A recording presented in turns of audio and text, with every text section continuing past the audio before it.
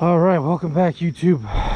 It's been a rough day. It's been a rough, well, it's been rough so far. I'll explain why the Challenger is sitting on my front yard. But first, let me kind of fill you guys up on what's going on with what and everything, because now we have more projects. So, apart from the Lexus over here, which I ended up ordering a computer that looks just like it. Same exact fitment, same exact everything, except it was from a 92 Supra, which the 92 Supra should have the turbo or close to the turbo that I have in here, should have the intake also mapped for, and should have the bigger injectors. So hopefully when we slap that computer in, we'll get spark, and hopefully this will run. I did read something about an immobilizer, which I'll have to look into later on whether this car has it or not, but that could be also the reason why the old computer didn't work, because the immobilizer might be set to the new computer, I think. So that's where this is going right now.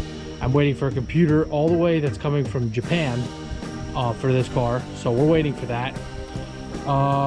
Still haven't done anything with Kawasaki-san, although I'm pretty sure I'm gonna have to order a new clutch pack for it stop shifting up in Maine, as I'll show you in one of the older videos.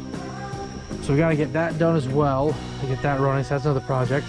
And last night was September 16th, and you heard it here first. The BMW last night caught fire. That's right, it caught fire. And for once, it wasn't me. Like, I actually had no part in it this time, but it caught fire. Let me show you what pretty much went down. See, originally, my mom used to ride around in this car all the time, and she would tell me she smells a burning. And I thought it was from the exhaust that I did, because two of my stud bolts are broken, which I'll have to fix during the winter time when we do the when we do the head gasket on it. But now, I was sitting here last night, minding my own business, and looking at my phone. All of a sudden, it smelled like a like you know when you strike matches for the first time. It smelled like that. It smelled like, I can still smell it here, sulfur. And as you can see over there was a well, I'll just bring you guys over there. Really, it pretty much caught fire, and I ran inside in a complete panic. I grabbed a fire extinguisher. Luckily, we had one, and we doused the inside here. And I'll show you guys the engine bay in a little bit. We doused all of this. Only damage under here is that one small wire loom, which I should be able to find on the computer, hopefully. But when it first started going up in smoke, I thought something in the engine was burning, but it wasn't. Let me show you exactly what it was. So this pretty much caught, and I just absolutely fucking no-scope blasted the shit out of it. Still smells like a charred barbecue, but we'll get that fixed.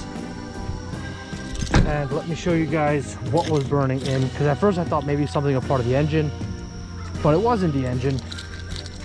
What it ended up being is, while I was sitting here in the car, the air, the blower motor inside this car, at one point went really, really high, really, really low, really, really high, really, really low, and then shut off completely, which I sat in here and I was thinking, well, that's short-circuited. I started seeing smoke coming from over there, and then when I saw a little glint of orange, I'm thinking, oh shit, fuck, shit, piss, something's on fire. And I ran out of there as quick as possible, saved all my shit, saved the majority of the car, which when I think about it, it's pretty good, because when you just sit here and look at it, it doesn't really seem like it's been on anything. You can see a little bit on the windshield from the fire extinguisher, where this fire extinguisher sat. But we absolutely obliterated it with it, and I found out that, as you can see back there, we took off all that crap. The fire, nice. The fire seemed to have started right back there, as you can see, and something's telling me that this blower motor malfunctioned. So we'll take that out and see what wire was burnt up there, try to fix that.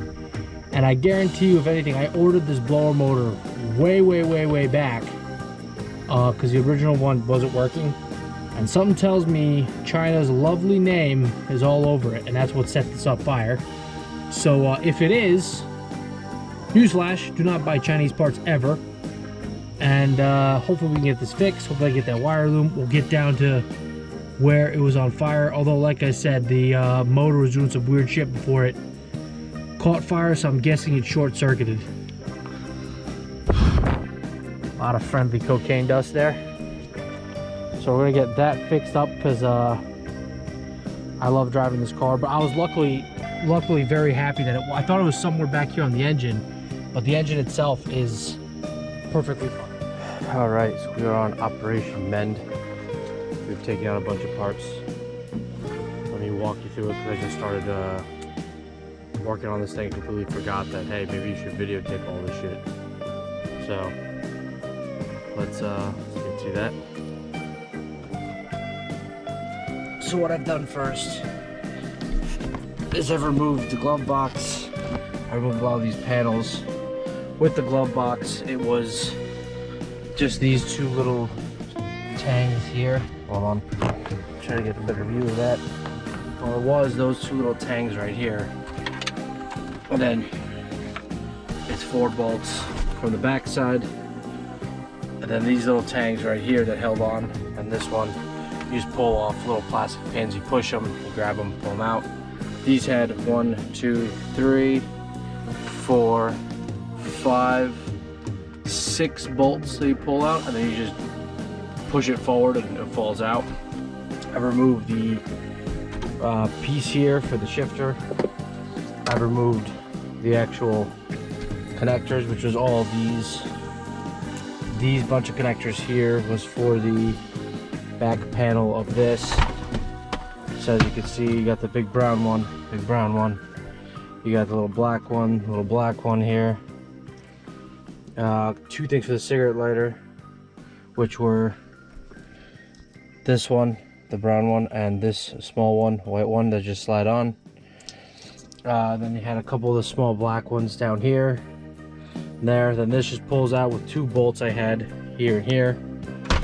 So we're at this point pretty much right now, and I'm trying to figure out how to pull this out so we can get in there and see what needs to be replaced. So as far as I've gotten so far, I've pulled out the cover for this e-brake, the zip tie. We're gonna have to cut that, and we'll pull that out.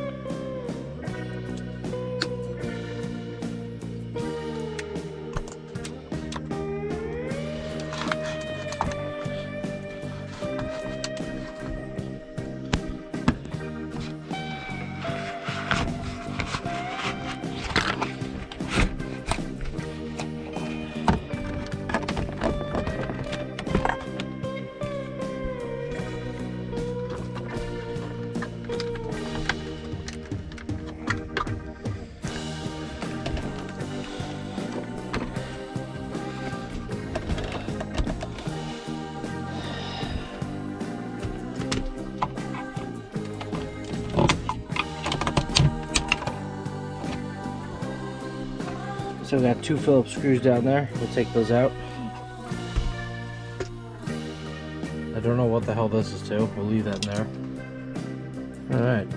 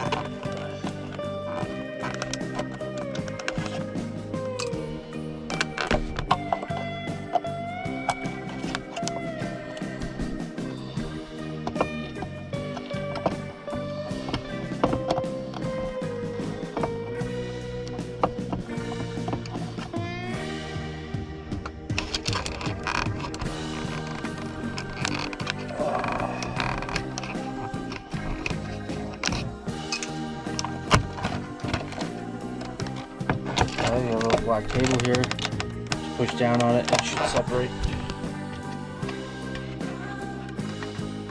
Just like that. Pile of stuff. Another 2 bolts we'll remove. I'm just going to lift this through, make sure that this hand rest just sits in through there. We have pulled off the one little connector, which is to something over there. We're going to pull it over. and get all this clear. This one we removed from the back of that box. I don't know what these are taped off here. I have no idea what the hell this is. Must be just some kind of radio or something. I'm not sure. Hasn't really done anything, but now we're up here. So I have to figure out how to take this out, which I will let you guys know once I figure that out myself.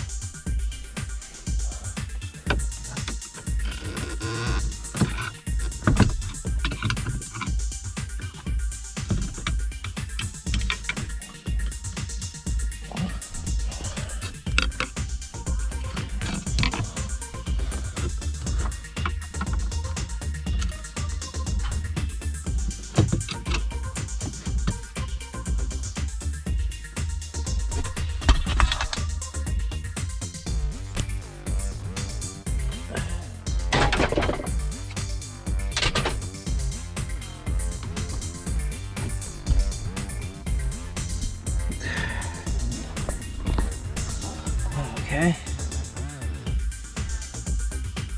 So we have one nut there we gotta remove. One screw there we gotta remove. And this should start coming off. Might have to remove those two bolts right there. I will let you guys know when I get to that. I'll have to remove this.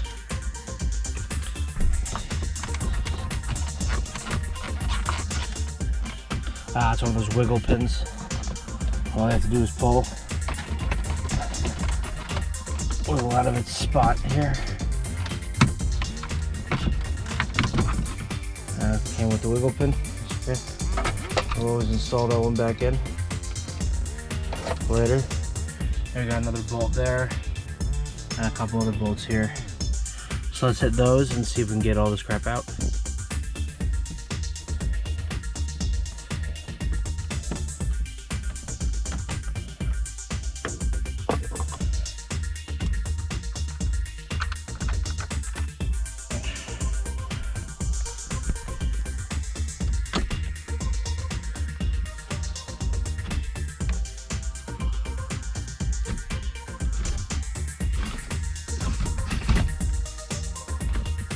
Okay, we have to disconnect some stuff back there.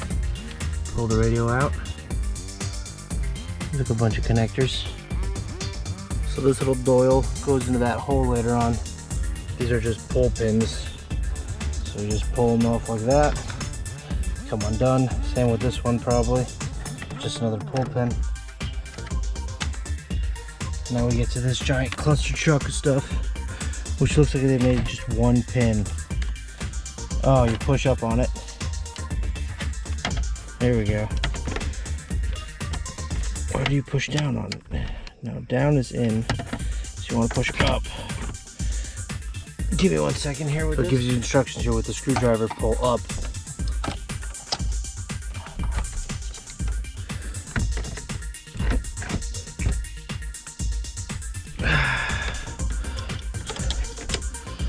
Give me one moment, I need 2 hands for this. So imperfect, very old fucking brittle plastic.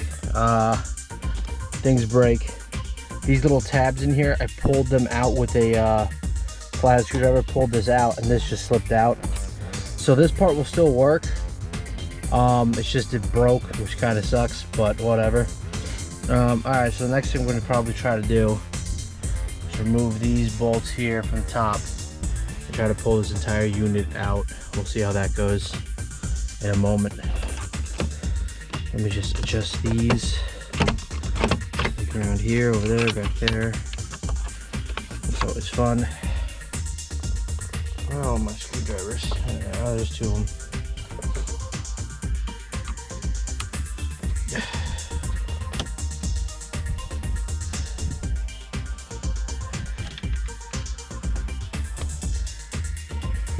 This out, put that over there. I have a little bucket I'm saving all these screws for, so when everything goes back together, I should be able to find it no problem. Keyword should. Probably won't. You know how it is.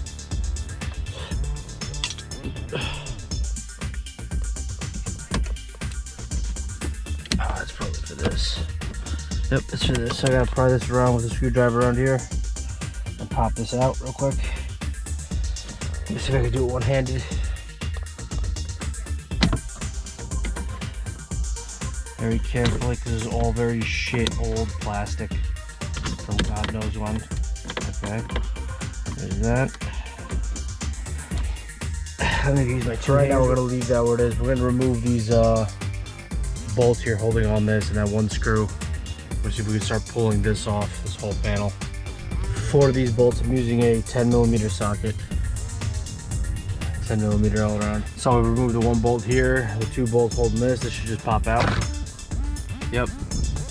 And we're slowly making our way there. We gotta find out what's next. Probably this radio unit here. Gotta figure that out. Try that in a minute. Alright, so we pinched off these two red tabs. We undid this one off of the main one here. So that green tab went on this little thing, which controls the heat. As you can see, I'm moving it, it moves. So we just pulled that out. Be very careful because it's all very weak plastic. And for the pulling, we just started on this side, moved that out, and then popped it out. There's really not much holding it in, besides be careful with old plastic because it breaks very easily. So next we're going to try to remove this bottom unit piece, which is being held on down here. So we'll try that. I just want to try really quick. Maybe it's sitting on clips kind of thing.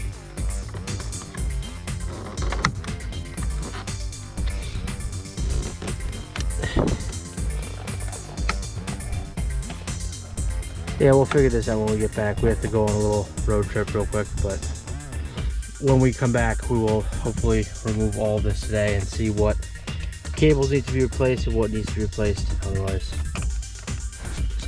So one of the parts we're going to check once we move this out of the way is behind this duct here, which is going to be this Torx screw right here, T20, and there should be another, maybe it's just a one, that's going to drop down. And behind here is a resistor, which we need to check, because I got word that a lot of old cars, the resistors like to go out and cause these kind of problems. So that's what we got to do. Other than that, all this is pretty burnt and ugly. Not too bad, as bad as I thought it was going to be.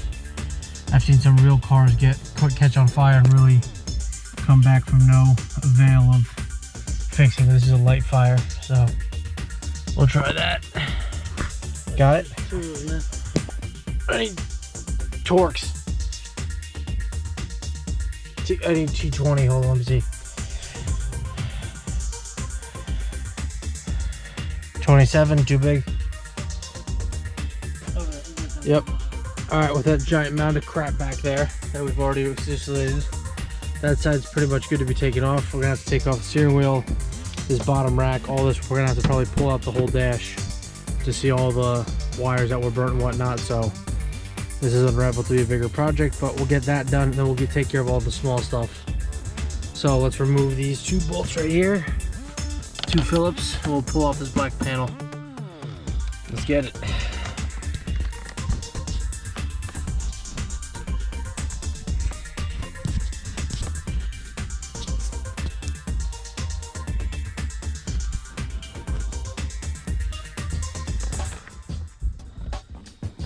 Alright, so what I've done now is I've removed those two Phillips bolts I was telling you about. For the OBD, we had this bag slide connector. You just grab it by here, pinch, slide up, and then as you slide up, there's little tangs in here, which you can see. You just grab the screwdriver and very carefully pry them up, and they'll slide out. And the actual box harness will slide out. What you do is you just press the OBD once that part's out, and it'll pop out just like this. Remove this, push this through, let the OBD hang. And we'll remove this part. So that's all good. That opens up all this spot. It's already getting loose, so that's good. I'll be able to pull off some of this stuff. The steering wheel we should be able to get out with these little holes right here. You can slap a screwdriver in there, pull the tangs to pop the front airbag out. I will try to do that in a little bit. This is coming off very easily, and then we'll try to get the top dash out as well. So let's put this in the back, organize all our stuff. So I'm using a Torx T20 to get these three. Should be the same on that side. And of course it's gonna be a pain in the butt because the window's in the way. So now we're just gonna remove these three. Now that we got all three bolts, we can start removing the pillar very slowly. Down the bottom here, we're just gonna wiggle and then pull up. just like that. There's a little band right there you gotta kind of push up on. There it is. Slide that out. So that's one pillar. We might get plastic ones. These look really crappy. And so that's the stuff that we'll leave. That should help with the dash removal, which is held on by clips. We'll get the other one off now, and then we'll start pulling the dash. Next, we're gonna start pulling the dash. I already started pulling here, and it seems to just come undone. So I'm gonna grab the other side and do the same thing. Grab that and pull, and just slowly start pulling as much as I can forward. There's one part. Now I gotta get that part. And that should be out.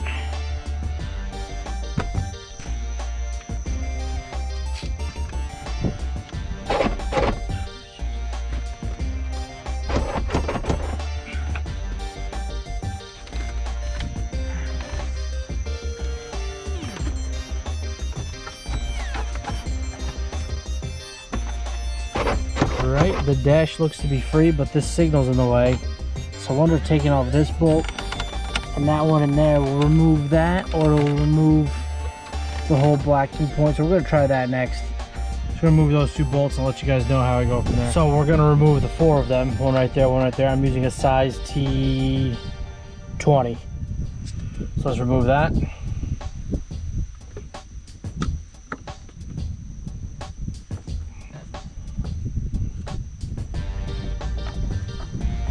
So we ended up removing this bottom part. This bottom part is held on by clips like these. You press the centers in and it comes undone. So another part will move off to the side. Now we should be able to move this part out of the way. We will just have to disconnect some wires back here. That was like a pinch and pull tab and a pinch and pull tab.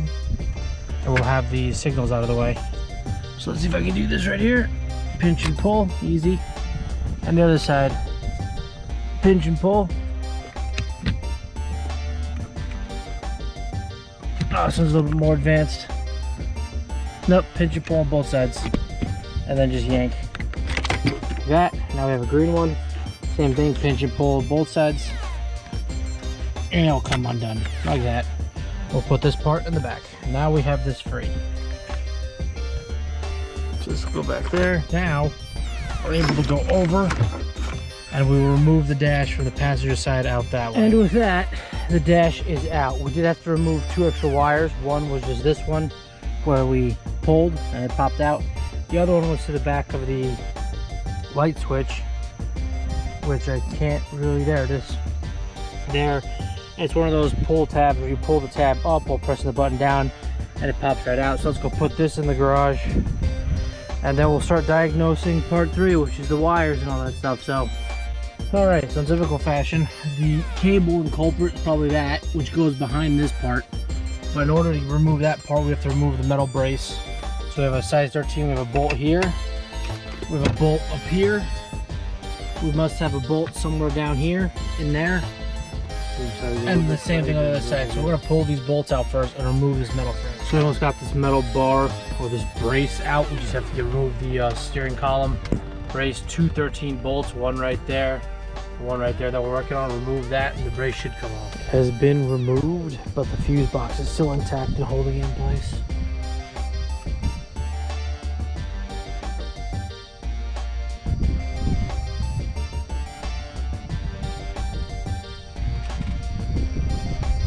Got to remove some fuse box wires in the back there, or we might just move it off to the side like this and then pull that cover off. Yeah, Ben, why don't we just leave it like this so we can still close the door and we'll pull off that plastic cover where the fire started.